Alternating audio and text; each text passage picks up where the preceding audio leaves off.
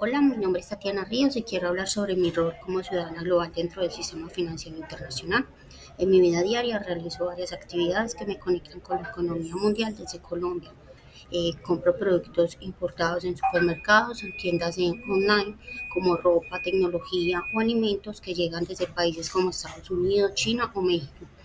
También consumo plataformas de streaming internacionales tales como Netflix o Spotify, que hacen parte pues, del comercio digital global. También utilizo aplicaciones bancarias para realizar pagos con tarjetas de crédito o compro en línea en páginas del exterior como Temu.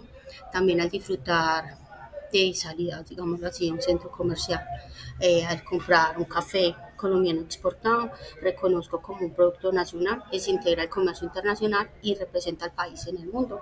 Estas acciones muestran que, aunque vivo en Colombia, mis decisiones de consumo están ligadas a la globalización y a los negocios internacionales. Por eso, como ciudadana global, participo en el sistema financiero internacional y mis actividades cotidianas reflejan la conexión de Colombia con el resto del mundo.